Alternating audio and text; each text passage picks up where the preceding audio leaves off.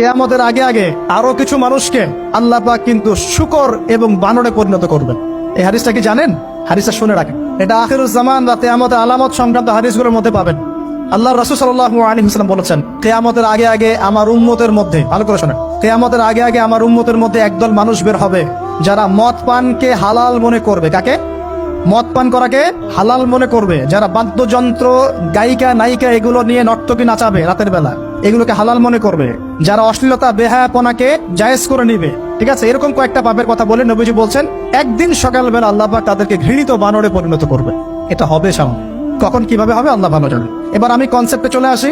এই যে পৃথিবীতে নেমে আসলাম, তাহলে আমরা কোত্থেকে আসছি ভাই? আমরা কি পৃথিবীর অধিবাসী ছিলাম?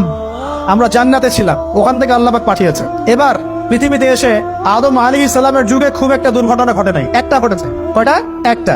ভাই হাবিলের কোরবানি কবুল হয়, কাবিলের অন্তর্দাহ হয়, জ্বালা হয়। কেন হাবিলেরটা কবুল হবে, কাবিলের কেন হচ্ছে না? এই হিংসার বশবর্তী হয়ে কাবিল হাবিলকে হত্যা করে ফেলে। হত্যা করে লাশটা দাফন করার পদ্ধতিও তার জানা ছিল না। আল্লাহ কাককে পাঠালেন, কাককে দেখে সে শিখলো। প্রথম দুর্ঘটনা হচ্ছে হাবিল কাবিলের দুর্ঘটনা। বলে রাখি, আজকেও নিজের ভাইয়ের বেশে বহু কাবিল মুসলিম সমাজের মধ্যে ঘুরে বেড়ায়। নিজের ভাইয়ের লেবাসে, পোশাকে, সুরতেই বহু কাবিল এখনো কিন্তু মুসলিম সমাজে ঘুরে বেড়ায়। তো আমরা কাবিলদেরকে কাবিলের পরিণতি সম্পর্কে সচেতন করতে চাই। হাবিল বলেছিল, তুমি যদি আমাকে মারতে আসো, আমি তোমাকে মারার জন্য হাত বাড়াবো না। হাবিল জান্নাতে যাবে আর কাবিল জাহান্নামে যাবে। কেন কাবিল জাহান্নামে যাবে? নবীজি বলেছেন, পৃথিবীর প্রথম হত্যাকাণ্ড সংগঠিত করেছে কাবিল।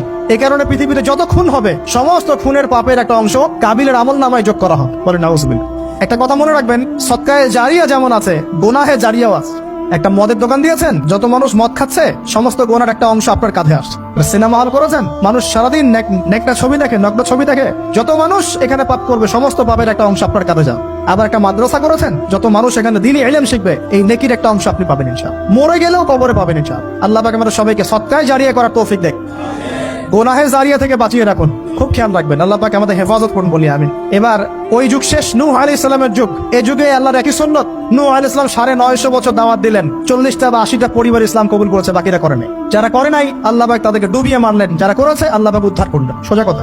আজকে সারা পৃথিবীতে যত মানুষ আমরা বেঁচে আছি না, আমরা কোনো না কোনো ভাবে ওই 80 পরিবারের সদস্য। আমরা ভাই ভাই, আমরা ওই ফ্যামিলি, 80 ফ্যামিলির অন্তর্ভুক্ত। কিরকম করে? নূহ আলাইহিস সালামের 4 সন্তান ছিল। কয় সন্তান?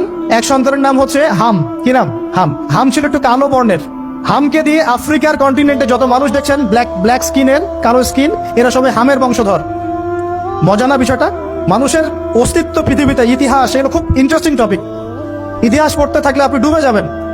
কত কিছু বিশ্বে হয়েছে আর কত কিছু হবে সামনে।